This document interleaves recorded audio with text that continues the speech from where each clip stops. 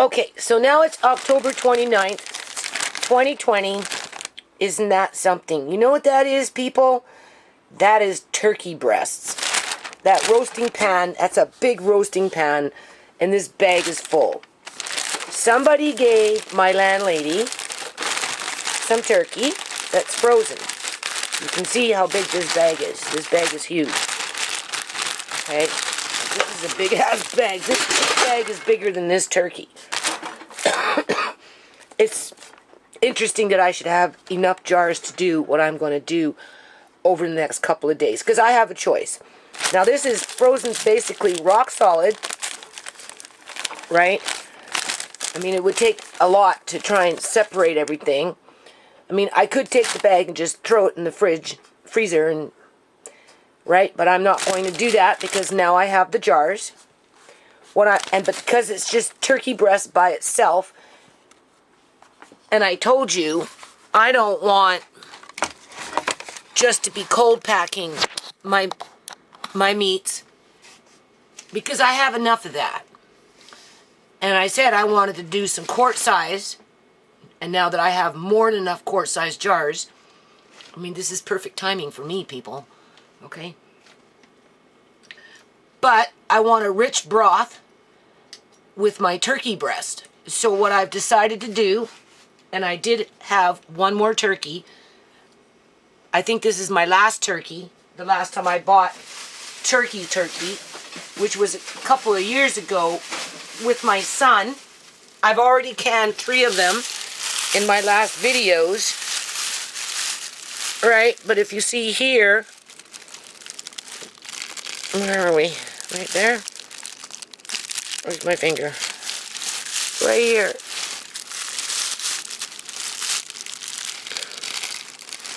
My eyes, people. Anyway, it says I paid $14.49 for that turkey, which is a fair size. Now, mind you, this was before this man-made disaster that was implemented to reset the economy and to bridge the gap even wider between the two societies. Okay, I don't want to get into that. Now, the ladies who sold me these jars, one group of ladies, right, you know, they're just coming into it, right? And they were asking me questions. And then I explained a few things to them. And then I told them that I do videos. But, my videos, they can merge together. I can be in here canning green tomatoes and talking about lizard people, for example, right? Or I could be canning green beans and going on about John Horgan, the premier of this province. Or whatever it may be, right? That's, I'm not your traditional, this is how you can turkey video content creator, right? I just go with the flow. So, whether they continue watching my videos or not, I don't know.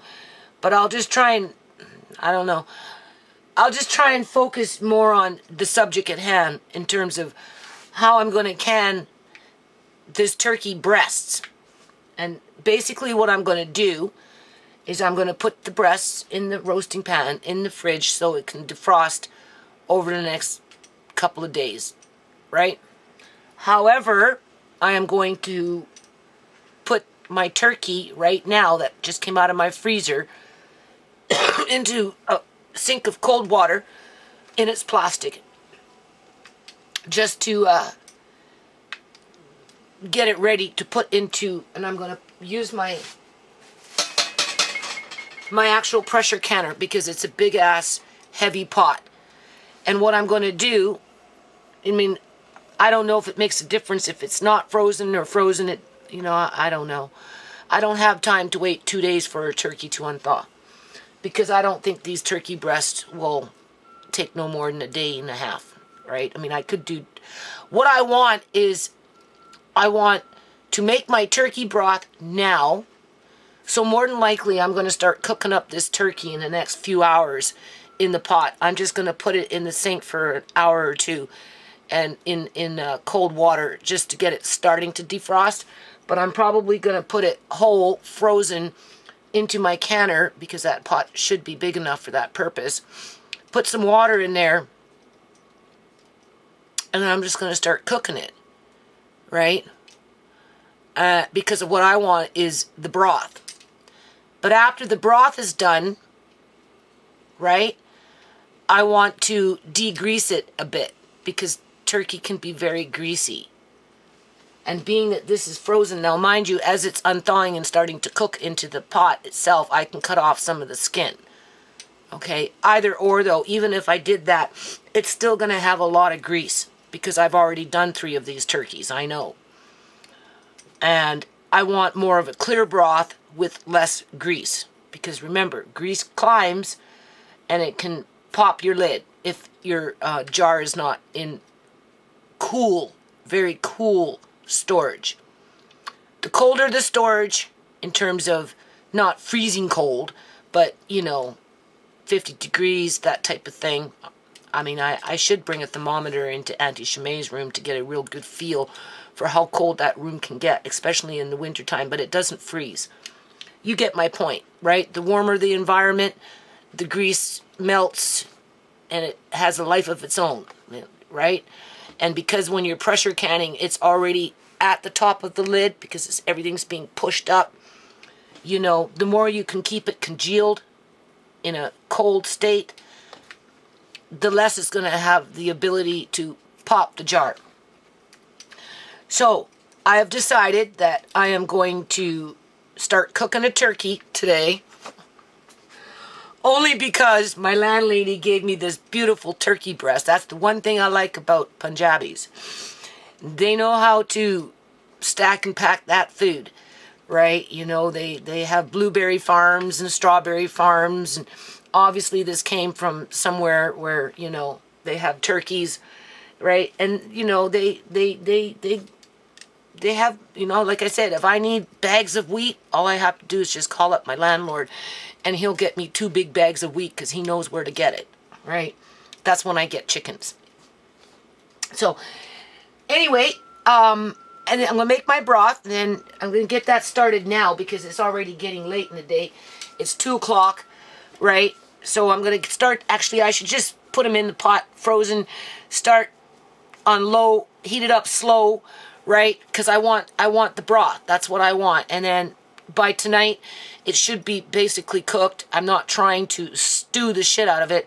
I just want to cook it for 2 or 3 hours, maybe more, right? On low, just to seep and get that rich turkey broth. That's basically what I want.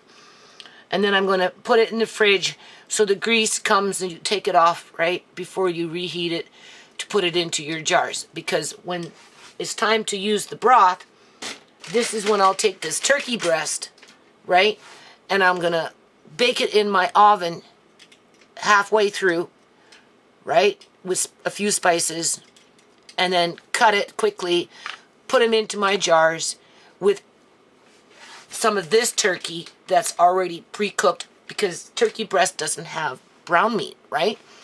So I can throw in a few pieces of brown meat, whatever, mix match, and because I've got 24 cases, 24 jars, that's 2 cases plus, right?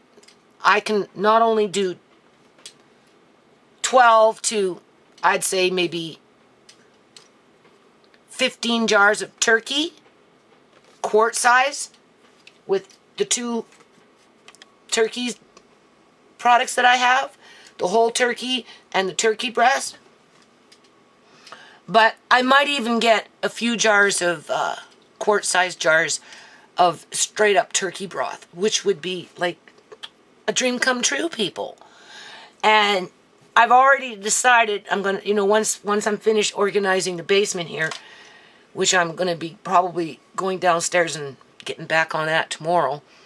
I don't know, so much to do. But I have things I have to do in the garage in terms of repair, like with saws and stuff, so I'm going to make a space to bring in my skill saw into the garage and work on putting up a couple of things that need to be done down there, right? Because it is what it is. And so where I'm storing this, the shelf that I have things on right now, is an old metal shelf that I found at spring cleanup years and years and years and years and years ago, probably with Ciera back in those days. And that thing has been sitting there for ever since I found it. So what, 8, 9, 10 years? I mean, that's how long that metal shelf has been there for. And it's held a fair amount of weight, right? And it kind of leans a little bit, and it always makes me feel a little nervous, always. But it's been a really faithful shelf. But I think because the jars are getting bigger and heavier, and I want to know where my jars are in terms of convenience, so that, you know, it's easy to go get what you want kind of for the week. You can plan your meals around that, right?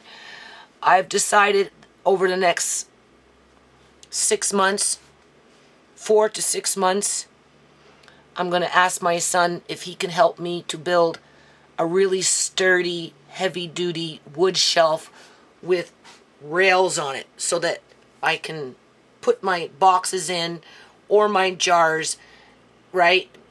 Maybe unlatch the... I'm not sure if I'm going to stack jars or boxes, because I tend to like using boxes. I do, right? But something where you can take a bungee cord, right? And just, if you have a nice wood shelf with box, you could hook a bungee cord on one side and stretch it across and hook it on the other side. So that if an earthquake came or something like that happened, right? You know, your jars are jiggling, or your boxes, they're not going to fall off the shelf. And because it's made with wood and they're screwed in, right? And they're made to fit certain boxes, right? So you can box, you know, it all depends on how you make it, right? I could probably get better use out of that space than what I'm getting right now, and I would probably feel more comfortable knowing that it was really sturdy with wooden screws that, you know, are, you attach it to the wall with brackets, right? So the shelf itself, well, it wouldn't fall, but anyway, because there's another shelf there that would prevent it from doing that. But you get my point, right? That's kind of what I want to do. And then I don't have to worry about taking these heavy jars full of turkey, and my little metal shelf goes bloop. Right? So I have to build another shelf because of stuff like this. Now, if I wouldn't have bought those jars, people, I wouldn't be feeling so confident right now in terms of no matter what I do with this turkey. So if I can get anywhere between, because we don't know how much I'm going to get, right, in terms of how many jars, okay? If I can get anywhere from 18 to, say, 24 jars, that's 2 cases, right, and a few scragglers, you know, that would wipe me out of the jars that my son bought, basically, at Walmart, with Walmart saying they're not getting any more jars in. They're just not ordering them anymore. Now, is that permanent? I don't know. I just know that Walmart doesn't sell jars anymore.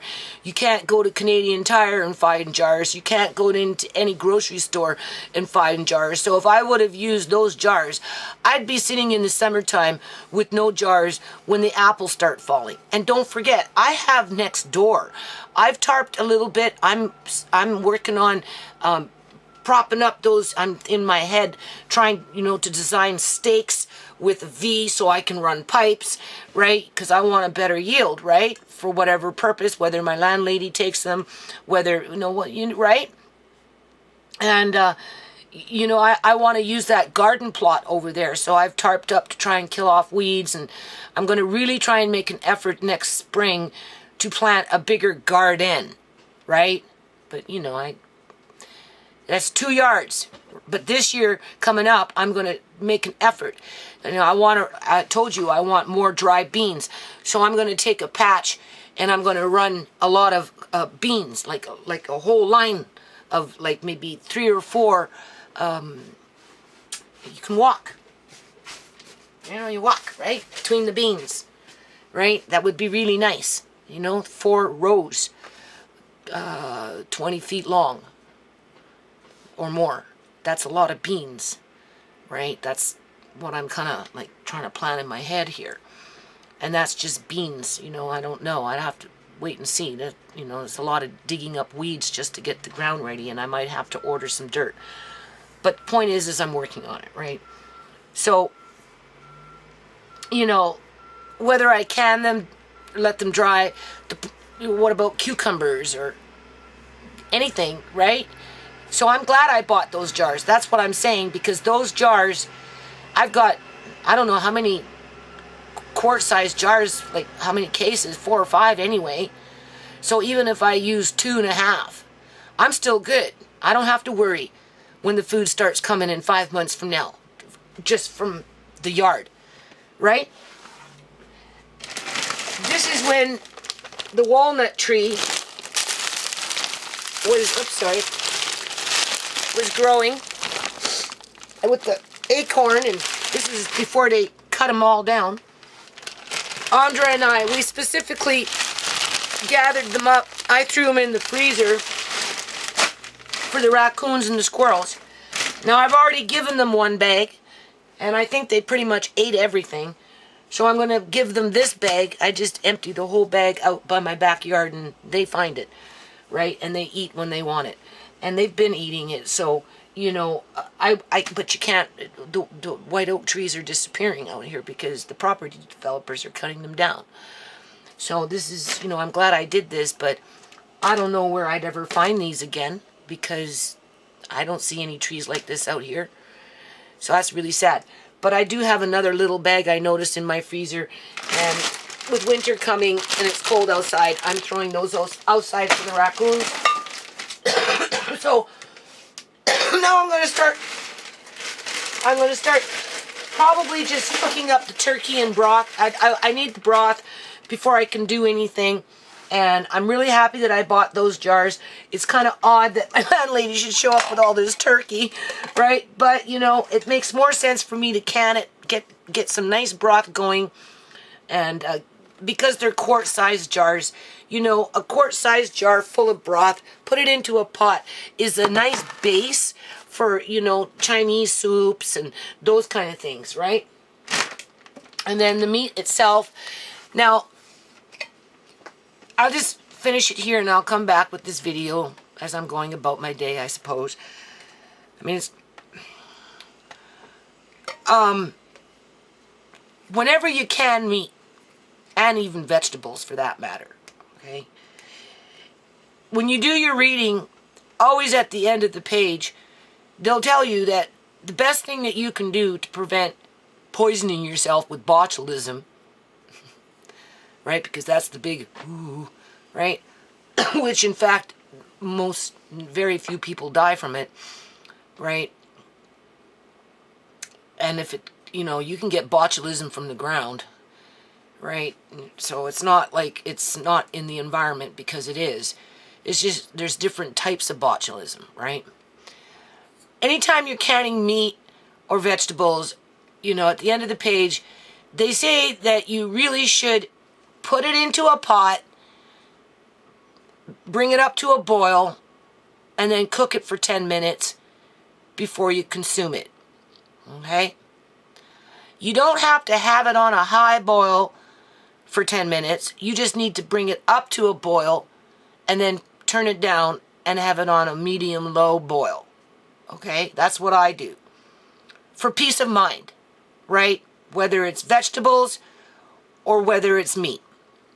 You go on YouTube, those kind of things, you see videos or you read comments or whatever it is, you will notice that people will can their meat, open their jar, and eat straight out of the jar. That's a personal risk that people take, right? I don't take that risk because I have a family, right? I have a family. So the one issue around that is the more you cook it after it comes out of a jar, right, the more it begins to deteriorate. That's what my son says. Oh, you know, I put it in a pot and I start cooking it, and by the time 10 minutes goes by, it's like turning into mush. And I'm like, well, that's because you're cooking it wrong. You put it into a jar, you bring it to a boil, and then you turn it down. And if you need to, and if you want more liquid, you just add a bit of water, because The longer you cook it, water evaporates, right? So, you know, you're losing some of your juice, right? So it depends on what you want. Now, let's just say this is canned turkey, right? And I want it for my salads, and it's cold. I mean, I want it cold for my salads. This is where people would open a jar, smell it, smells good, and then just take it, chop it up, and put it into their salad. They completely bypass that 10-minute cooking time as a safety measure to kill off any botulism that might be in a jar. Because the thing about botulism is you don't see it, you can't smell it, right? And it doesn't necessarily make everything look spoiled in the jar, but it's there. You go to a grocery store, nobody can tell you that you haven't ever once in your life come across some jar that hadn't already been opened or popped. Or, I mean, it's just one of those things in life that there's no 100% guarantee. However, you can cook it for that 10 minutes, right? I told you how. Cool it down, put it in a bowl, stick it in the fridge. After it cools, then you can chop it up and put it in your salads. I'm just using that as an example. That's what I would recommend. Okay? That's what I would recommend. Does it change after cooking a little bit? Oh yeah, probably. But at the end of the day, you know, we're not running a manufacturing company here. We're doing home canning. So we just got to keep things in mind when it comes to food safety. Especially if you're dealing with children and the elderly and that kind of stuff. Their immune systems, they're not, you know, but botulism isn't something you want to fool around with. Right? So, that's what I'm going to do now, people. Now that I've got this turkey breast that came in the day after, I just got a whole bunch of jars. Like that right there will be 12 jars by the time I'm done with it. So I could be looking up to 3 cases. I could be between, well, I don't think I'll get 12 jars of turkey broth, but we won't know until I'm done canning, okay? So, but my counter is completely full. I have a problem. I was outside yesterday. Look at my counter. How am I going to can turkey? Tell me. How can I possibly can turkey in there? Right? See, I got my bottles there waiting for my vanilla. And I've actually got the right size jars now because I bought them through Facebook, through women in my local neighborhood. Right? So anyway, I'll be back. Okay, this thing is like frozen rock solid hard still. And it's like 6 o'clock in the evening and I don't got time to be going around. So, what I'm going to do is I've already started to cut off some of the fat. What I could that's defrosted so far, right? I mean, to try and get the rest of this off, I suppose I could take a thin knife and I can still maybe get off a bit more, right? Take off as much as you can. Okay, because the meat itself, there's going to be, right? There's different kinds of fat. Just remember that, right? So, I'm going to take off more because this here, you can chop it up into little pieces and then put your oven on, what, 225, 250 or something like that, on low. Double check it in terms of to render it. You can render the fat, the grease out of the, right? And then pour it into a jar or cup or whatever. And you can fry potatoes in it and make French fries and that kind of stuff if you want, right? It's not like pork fat where it will stay for a long time. But you can use it within a week or so, right? If you wanted to not just throw it out. Okay? If you wanted to get your money's worth in terms of what you paid for your food. Okay? So that's what I'm going to do with that. And in light of, you know, I've taken it out of the packaging. And I can pull it out and take off more of this as much as I can. Right? Because I don't want it in my broth. So the more you can take it out before you cook it, the better it is, right? And then you can see how big that is. That's really quite big. It's going to take up half of my pot, So I'm going to end up filling up the water past the turkey itself. And because it's still frozen, you know, it's going to release a lot of liquid itself as it heats up on the inside. And your blood and everything is going to come up, so you're going to get your scum, right? So you're going to have to scum it off, and, you know, and then you salt it, right? Well, you should really salt it before, put your turkey in, put your water in, and then just sprinkle salt. You know, in this case, I might do 1 or 2 tablespoons of salt, right? I'll start with 1 tablespoon first, and just sprinkle it on. I'm not going to put no garlic.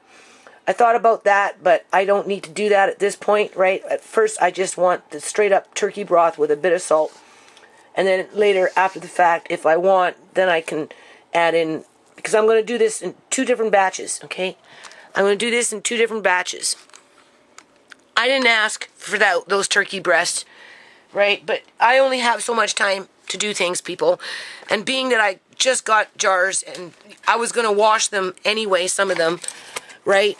Like the first batch that came in, I have to wash them and wipe down the boxes because they're old granny boxes, you can tell, right? And I'm gonna, you know, because they're musty, right? So I'm gonna wipe down the boxes. When I do it, I'll show you, just to freshen them up a bit, you know, tape them if they need to be repaired a little bit, whatever. And I'm gonna take out all those dusty, greasy jars, okay? Because they're granny jars that have been sitting in the garage for God knows how long. And I was gonna wash them all. And then I was going to repack the boxes and put the boxes away and save them until I needed them. Well, little did I know that the next day I would be thinking that I might need them. So being that they're out and they need to be washed anyway, I might as well just get with the flow, regardless of anything else that I need to do in a day, right? So this is how I'm going to do it.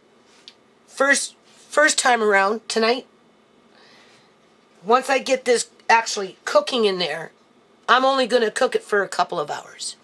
Just enough to get the meat cooked where I can come in, take the turkey out, and start taking off the meat. It's not going to fall off the bones because I'm not going to overcook it. I just want to be able to cut it off, and then I'm going to take those same bones and I'm going to put it back into the broth, right?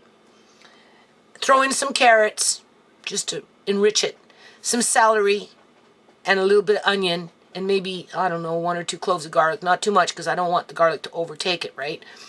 But I wanted a rich broth, a rich turkey, flavorful broth. And I find that if you throw in carrots, celery, and a little bit of onion, it really does help with your broths, right?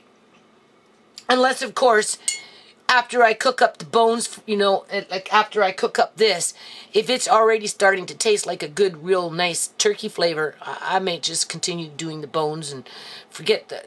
I won't know until I get to that point. And then whatever meat I have ready for canning, it's just going to go in the fridge, because the meat that my landlady gave me today, I'm not going to cook that up until it's basically unthawed, which would be tomorrow probably at some point towards the evening. And I'm going to half cook it in the oven, we already know that, with spices, right? I don't know yet what kind, but something. And then I'm going to fill up my jars between the 2 turkeys. I don't know if I'm going to combine them or do them separate, but I am definitely going to use the broth as my water, right, base to fill up my jars. And then any broth left over, I'll just can at the end, at the very end. That's how I'm going to approach this. I didn't expect to be doing 2 basically full turkeys. I didn't. So, I'm just going to maybe turn off this video and upload it as is and keep this little video short, because I'm kind of perturbed, right? I'll talk about it right now, and then, you know, because this is going to take a few days to can this. It's going to take 1 to 2, maybe 3 days, right? Depending how far I get tomorrow with it all, right? Because that turkey that's downstairs might not even be completely unthawed by tomorrow night, and I can leave it in the fridge for one more day, right? And that buys me a little more time to clear off my counter. I have to, you know, work downstairs. So you see what I'm doing, right? Because you don't want, I mean, unless of course you want it, right? But it's just, I have enough turkey already that I didn't go this little extra mile where, you know, I mean, I did take off some grease and whatnot, but I think in light of what I'm doing, I think this is just my best bet to do it this way right from the beginning, right? Try it out. And then obviously I'll take the time to cut this turkey skin into little pieces, and I'll start rendering it as soon as I get enough. Now you see this is working out really good, right? And then maybe in the next few days I can make French fries or something. Try it with French fries, right? Something where you can fry with a lot of grease, okay? Right? Now, I would suspect that if you were to render this, and then after, you know, you've got it all congealed in the fridge, so you can't open it up, that whatever's in the inside, you know, the gizzards and all that, I am not going to be able to get that out until this is a little more unthawed, which that means I'll have to do it inside the pot. So before I'll heat it up really hot, real fast, I'm only going to heat it up slow just until I can open it up and take out the insides. And then I'll turn up the heat a bit more, right? And then once it comes to the point of boil, right, that's when all your blood and those things are going to come to the surface. And I'll skim it off, and then I'll turn it down to a low cook, like a simmer, only in a big pot. And I'm going to gently cook this turkey just enough for it to be cooked, but not to the point where it's going to flake, right? So this is a new way of doing things right now, what I'm doing. And then after you render your grease, because it's been cooked even though it came from a frozen product, I would assume that you can, whatever container you put your grease in, if you don't want to be making French fries within the next few days, up to, I'd say maybe a week, because it's lard. It would be kind of like lard, right? You just freeze it. If you don't think you're going to use it right away, you know, it's just better sometimes to freeze it. Because I've done this, rendered it, put it in my fridge, the jar got pushed to the back, right? Then, you know, I completely forgot about it, and by the time I got to it, realized what it was too late. I had to throw it out. So if that was the case, I would have been better off to render it, cool it down, put it in this jar, and freeze the jar. And then when I was ready and I had time, right, because I wasn't so busy with other things, to make French fries, I could have used that turkey lard to do that with.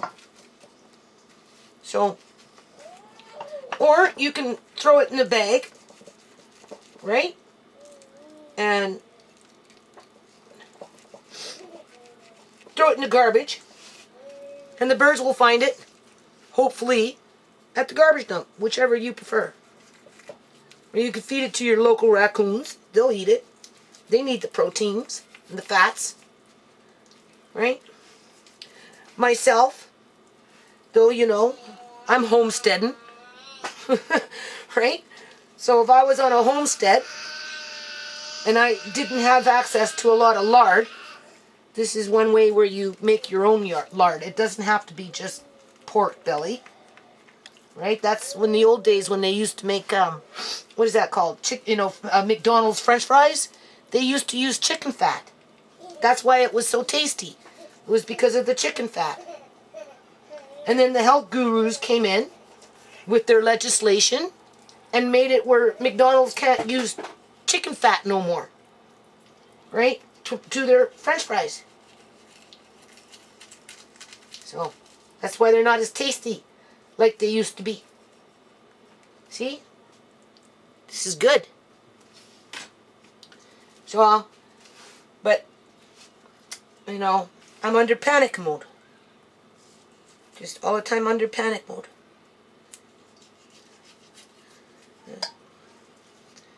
I don't know. Big debate going on in my house. I'm being told I should just calm down, live my life as if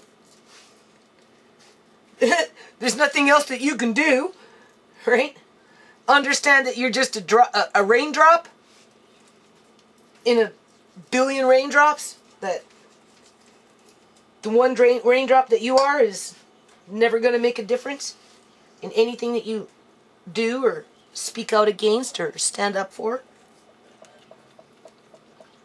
Yeah.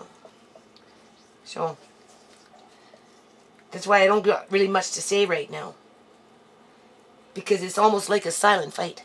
You know, if you're gonna, like, you know, file lawsuits and stuff like that, and the people around you, they don't support it because they see it as a lost cause, a waste of time, whatever it may be, right?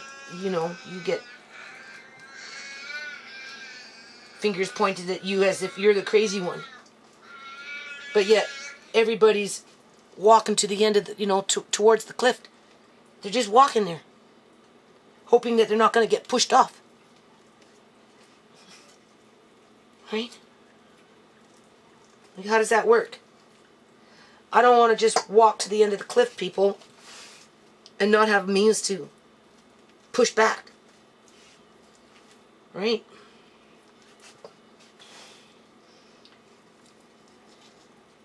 So of course I'm going to talk about these things. I can't talk really about it with my family because they want me to relax and just get back to the good old days before the tyranny came in. Right? And I can't do that. I don't know if it's because of my age, going on 60, or I know it's because I'm extremely traumatized for everything that's happened to my family. You know, especially over the last 20 years, really. Right? And I'm just not that complacent. I'm not. They want me to be something that I'm not. Right? And because of my age, right, I feel like I've only got so much time left. It's not like when you're 20 or 30, you think you got lots of time yet to do things. And you do. Assuming that you do. When I was that age, I never had to worry about the stuff that people are having to go through now. And none of us did. None of us. And I don't see why I should have to accept this as normal, as in terms of what our governments are doing. Right? I mean, I could talk myself blue in the face, people. Seriously. About how I have documented proof with fake pre-recorded live streams. Talking myself blue in the face certainly isn't going to get me anywhere. People don't take that serious. Right? They're not interested in knowing that. Never mind following up with their own research, assuming that they can even catch the governments now, because we know that webmasters are tweaking the source code to make things harder to document. But it doesn't take away from what I've already documented. Thing is, though, just talking about it isn't enough. You have to take it that one step further and file it in a court of law. Even though the odds are against you, right? And nobody takes you serious, and you're probably going to come across crooked judges, right? Where it probably won't even go in front of a judge because it will get thrown out of court, like they did with Uncle John. You know, people that aren't willing to walk that road just assume that you shouldn't walk on it either because you're wasting your time. And you should live life for the moment. Like, how does that work? Until you get led to that fucking cliff. You know how many times I've been on the cliff, people, with my family? Too many times to count. And if I'm going to end up on that cliff in a worse way than I've already been, well, I want to say that I stood up for the right reasons. And the only way I can do that is by documenting things in a court of law, people. That's the only way. Otherwise, anything I have to say is nothing more than talk.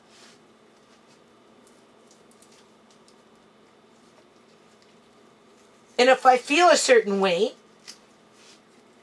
right, that people don't agree with, because of whatever reason, one, maybe they're afraid to talk about it. Two, they haven't done the research and they're in denial. Or maybe they're just in denial, right? Thinking it will never happen to them until it does. Like, I don't know what gives them the right to tell me how I should live my life when they don't even care about preserving life. Because they put too much trust in the government in terms of the government going to do the right thing, or they basically accept their fate in life, their lot, not even fate, their lot, and have submitted to that tyranny, dictatorship. Right? And because I won't let it go and just be happy with my turkey fat,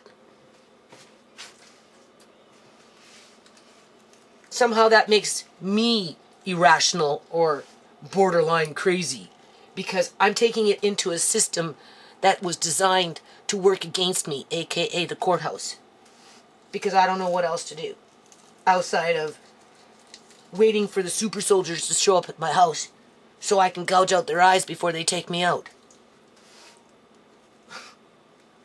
Right? Because that's the trauma that my government has put upon me as an individual over a course of 20 years by attacking my family members one by one. And now that same kind of strategy is being played out on 5.2 million people versus 8 people in the house. They've taken it to a whole new level. It's one thing when they're targeting a household of, we'll say, 8 people, plucking one here and plucking one there and plucking one there over a space of 10 years or 5 years or whatever it may be, than it is to jump that number up to 5.2 and play the same psychological warfare games en masse. And then to see people just submit to it. Because you can't fight the system because you're just one raindrop in a billion raindrops and your raindrop ain't going to make a difference. Or you literally think that the government's got your best interest at heart and ain't nothing going to happen bad to you as long as you stay under the radar. As if that makes any sense when your family and you and your family have been targeted for years. There's no rhyme or reason in that, people.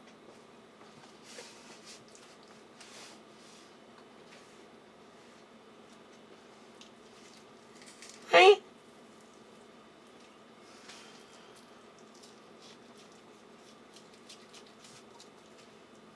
So it's a solo. I'm doing a solo. Right? Against a losing battle. Because of the corruption that's within the system itself.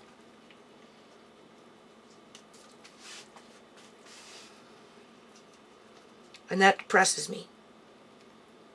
Because I won't quit. Nope, come wintertime, I'm getting hardcore into the paperwork. Unless, of course, some major disaster occurs because of some individual that's on a fucking power trip. And we don't know. Because that's what the government's basically done to 5.2 million people. Everybody's just waiting for their personal disaster to come knocking on the door. It's not a household of 8 anymore. It's a household of 5.2 million people. Where a government, in my opinion, that's operating under tyranny will have the ability to bring in fucking Nazi Germany all over again. Through forced communism and God knows what else they're gonna fucking do.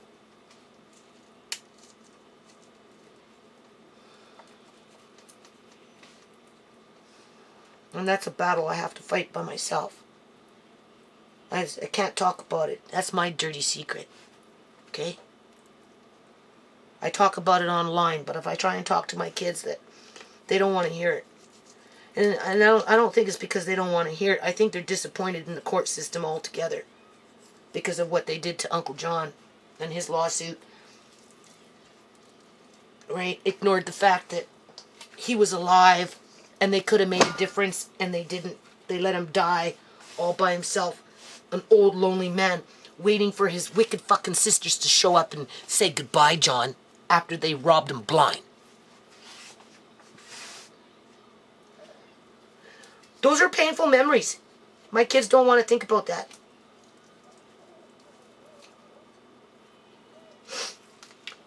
So they don't want me to start a new fruitless fight. They want me to be happy just taking off fat on a fucking turkey.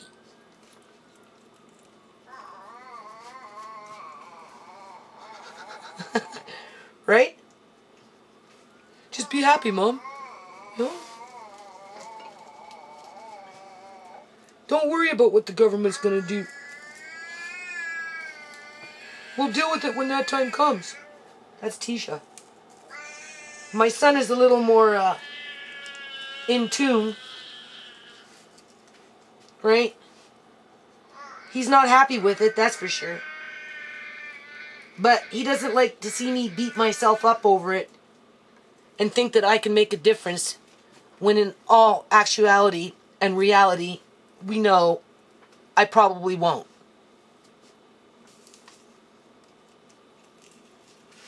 But I don't want to just be a talker. That's the thing. That is the thing. That's why I'm going to file something. With or without the support of my kids. In terms of, morality. Like moral support, right? And I'm not getting too much of that.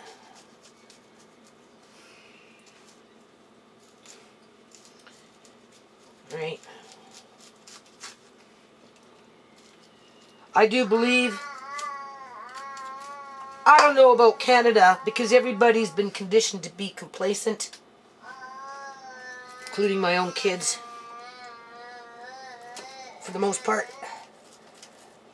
But I do believe if this carries on for any real length of time, sooner or later, there's going to be a civil war popping up somewhere. I don't think it will happen in Canada, though. I don't think Canadians, I think they're natural, like the men with the testosterone, right? That makes the men aggressive and want to fight and stuff and defend their families. I think that's been removed from a lot of men through their foods that they eat, the things that they put into their bodies, the things that they've been conditioned to watch on TV over the years, just the bullshit with what they do with some individuals in schools and how they condition them through manipulation and subliminal messaging and God knows what else techniques they use. to either one, dumb down society, or make men sissies. Straight up fucking sissies. We got a lot of sissies when it comes to men.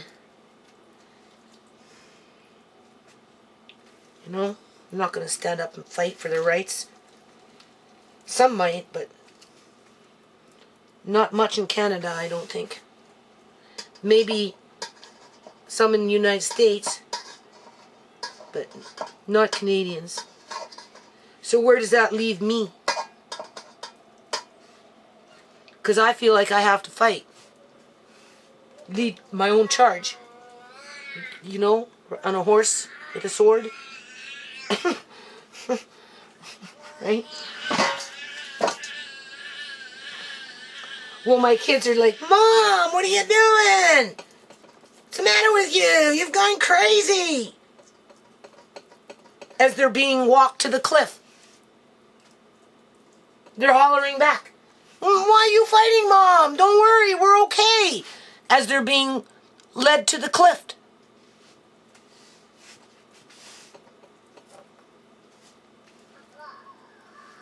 Totally oblivious as to what's coming.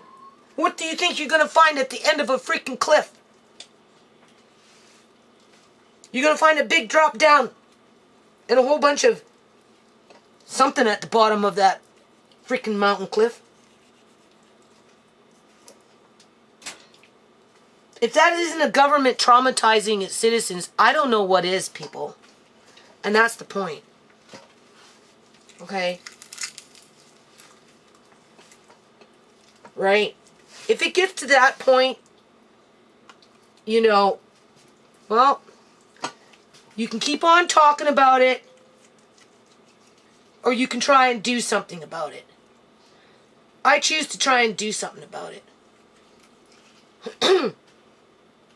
With or without men helping me. And I'm talking like in a community sense. Right? Because I'm just waiting for these Canadian camps to open up and see who's going to get thrown in them. I really am. I'm just waiting to see. I'm going to see which group they target first. Which ethnic group they target first. And now they're going to try and blend it in with the young people. It's the young people that are spreading the COVID-19 because, you know, they want to party and share joints and all this other shit, okay? Whatever. Okay, so of course we know they're going to target them because they always target the youth. That's what the government does. You know, they blame the youth for not having anything to do, and from when they go off and party in a bush, you know, they'll blame the kids for that, even though, you know, they should have had a safe environment to have like a dance hall or something like that. You know, before they'll let the kids have a dance hall, they'll force them into the bush, and then they'll blame all the kids to be bad kids because they're partying in a bush. That's the way it works. That's how the news makes its money, by demonizing young people. So what? They're going to come in with their fishing nets, round everybody up, throw them in the fucking camp because they're fed up with people not following the rules, and COVID-19 now is 1 million strong in the province of British Columbia, Canada, and they brought in, you know, the military and blah and blah and blah, right? How long do you think it's going to be before they start to really narrow it down in terms of the preferred ethnic groups that maybe aren't so disproportionately incarcerated as the unpreferred group of individuals that are like obviously disproportionately misrepresented within that freaking concentration camp. Oh, sorry, COVID camp. But they also stated that it could be other. They don't have to be locked up. This is federal parliament.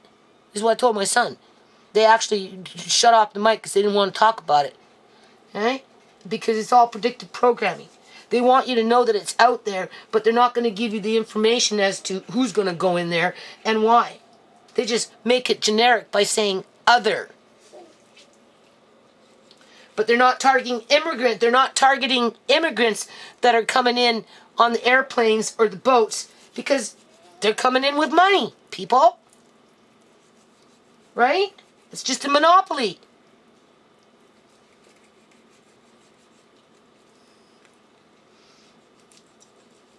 And once you get locked up, then what? What's going to happen?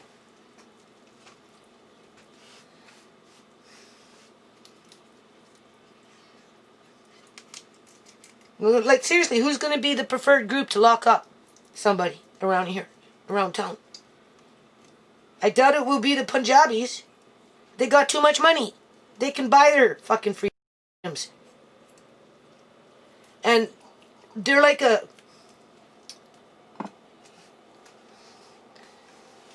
like, you know, cyborg. One does, they all do.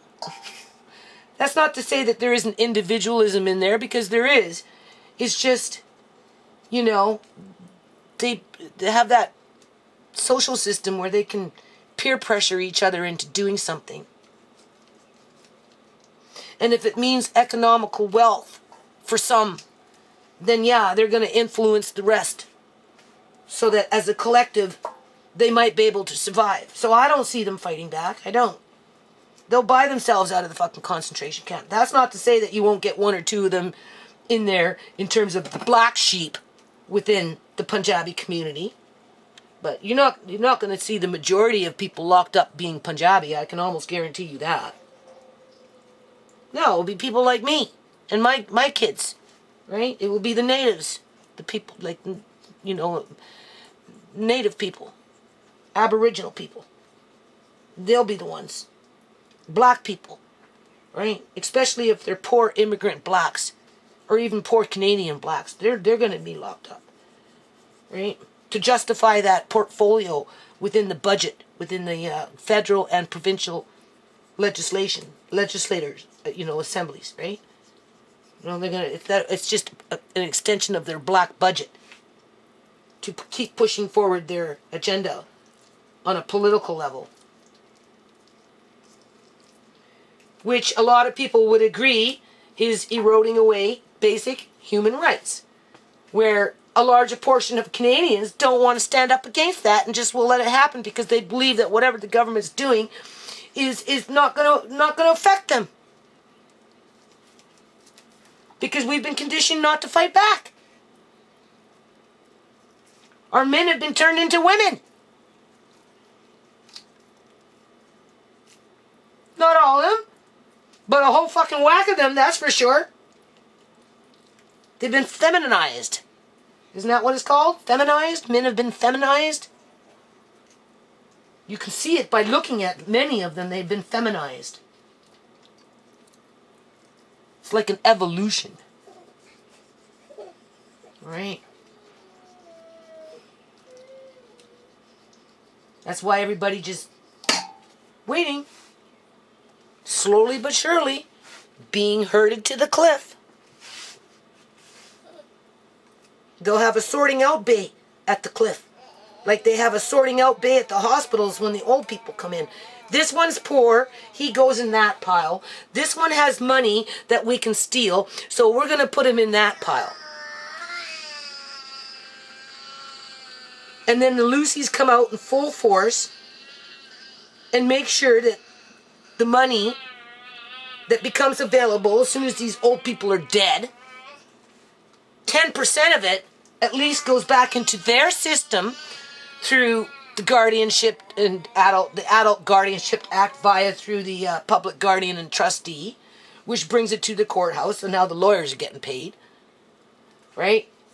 And the guardian, public guardian and trustee is an already established organization that says it's independent of the government, but it's not true, because that's what they represent, is the government and their contract partners when it comes to managing other people's affairs before or after they're dead. I don't know, people. I mean, I don't mind doing turkey. Like, I'm happy my landlady gave that to me. I was surprised. Right? Like I said, it came at a good time because I was going to be washing jars anyway, so why not do it now for this? This makes sense.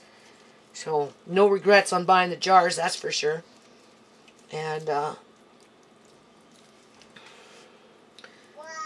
I can't just be happy doing this kind of stuff for the rest of my years, which I don't think will be 20 years anyway. I don't expect to live for another 20 more years, right? So I'm still taking off as much fat as I can because, you know, things are still frozen in here. Because you don't really want to render chicken fat or turkey fat or anything like that if it's already been parboiled, right? You don't want that extra moisture. And that's the thing about chicken fat and turkey fat is it has more moisture than pork belly. At least in my opinion. So I'm just taking off miscellaneous fat on the wings, wherever I can find it. I don't really want to, I'm almost done here. I don't really want to turn off the camera until I get this in there. And I'll go wash my hands. Right before I wash my hands. And I think I'm going to end this video with this, okay? Because this is going to take a couple days. I have to get everything ready first. I'll keep doing, you know, those people, those two women asked me yesterday what my YouTube channel was so they could watch my canning videos, and I'm like, yeah, well, the problem with my canning videos is especially in the last year, you know, they're not so just, well, I don't know about the past, but anyway, they're not so just cut and dry. It's not like, oh, this is turkey, this is how you do it, you know, all looking so professional with my, you know, sponsor product. No, you hear me talking about everybody being led to the cliff, where some people are completely oblivious as to that process. You know, or if they're aware of it, they've buried it deep into their subconscious, hoping it will just go away. Right? You know what I'm saying? Or they're waiting for it to happen because they know they're not going to end up being pushed off that cliff because they're the ones that facilitate what's going on. Right? You know?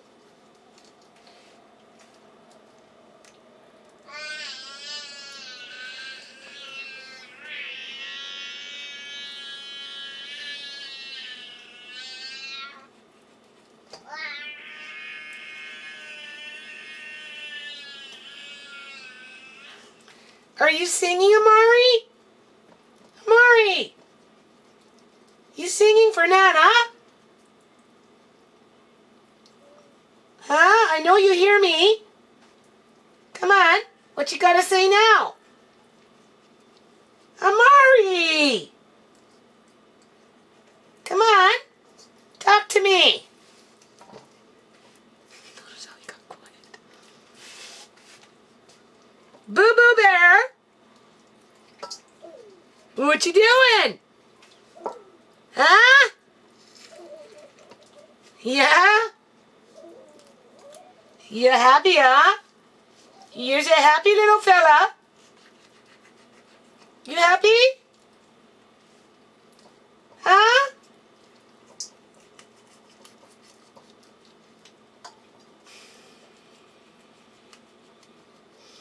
Just think, once this is done, it's done.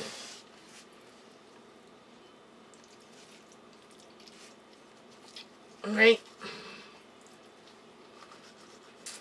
And I'm actually glad that I had to go looking for a turkey because I didn't realize I still had all those acorns in my freezer. Right? So I'm sure the raccoons will appreciate that over the next few days. Right? Takes them a while to eat them, but they eventually eat them.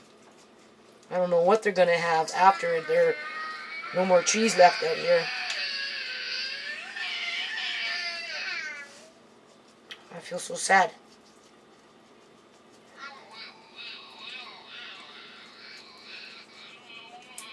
Yeah, I'm still getting lots.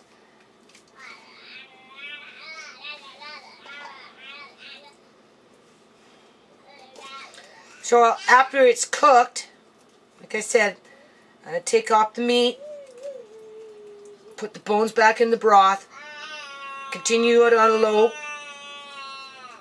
right? So this should be out of the pot. It's 7 o'clock now, so this should be out of the pot by 1 o'clock, by 12, 1 o'clock. I'm only going to cook it for a little while. Take it off the bones, and then put the bones back in the pot. Let me taste it. And if it tastes, you know, the way I want it, I won't put no carrots, nothing. But if I want it a little more flavorful, then yeah, I'm going to put the carrots, the celery, and just a little bit of onion in there. And I'm going to stew it basically until I'm ready for when I need it, which hopefully will be by tomorrow night. That's my goal. I already talked to my son about making a shelf in a couple of months from now, and he said he'd help me do that, so that makes me feel even better. Right? Okay. So, it's a naked bird. Do you see? I took off most of the fat. Okay? Now, oh boy, I need to be able to take out what's on the inside. So, have it facing up. There is a wire rack on the bottom of this.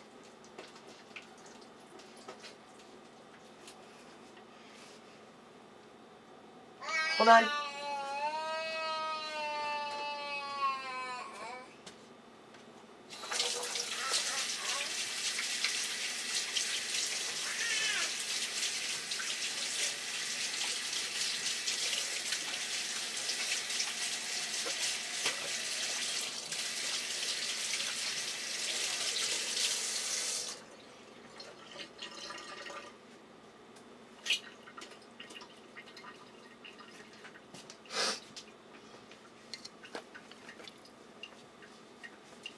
There is a wire rack on the bottom.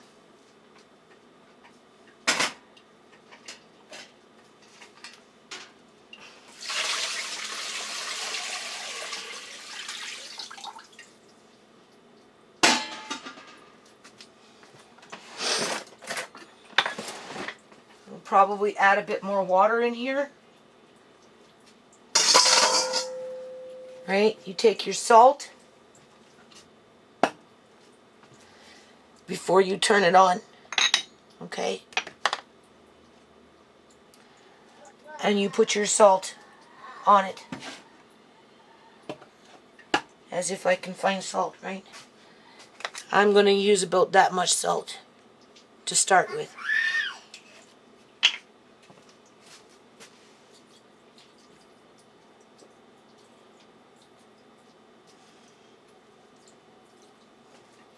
Didn't quite use it all. Maybe a tablespoon to start. Because we don't know what I'm going to do yet in terms of carrots, celery, right? Add more salt if you need it. And then you bring it up to a, just because I've got to take out the inside, right? And it's still somewhat frozen. I'm going to start it on 6 or 5. And just start warming it up that way, slowly. And then as soon as I can spread it open, the legs, I'll take out that inside part, take them out of the bag, and put them back into the pot.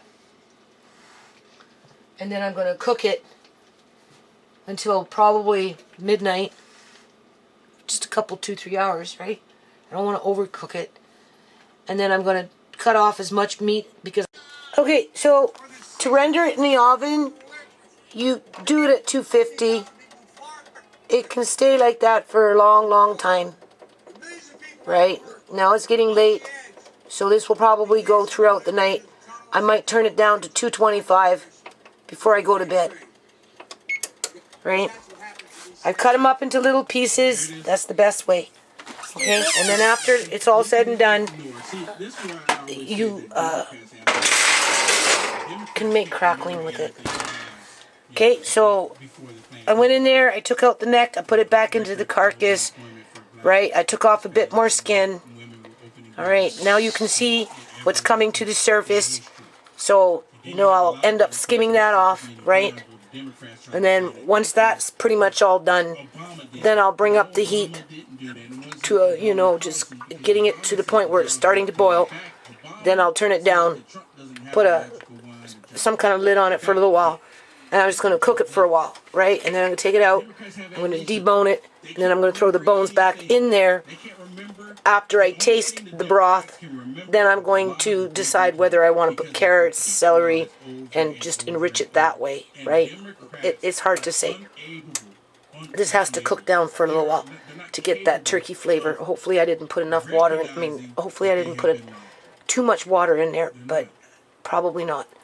Because it's a full turkey. We're not just dealing with bones and fat here. We're dealing with an actual turkey itself. And then I left this out, and I'm just going to fry it. And I'm going to give it to us to eat with something. Amari likes liver, so I'll put it in some of his food. I like liver. Actually, Andre will eat liver too. He'll eat liver and pea soup, right? So I'm going to end this video. Just wanted you to see what I'm doing now, right? And I'm just going to keep working on what I'm working on, people. Little here, little there, right? It is what it is. That's how I feel about things. Some people feel that way too. I'm not the only one, right? So anyway, I guess I'll see you back when I'm into the next stage, basically canning this turkey.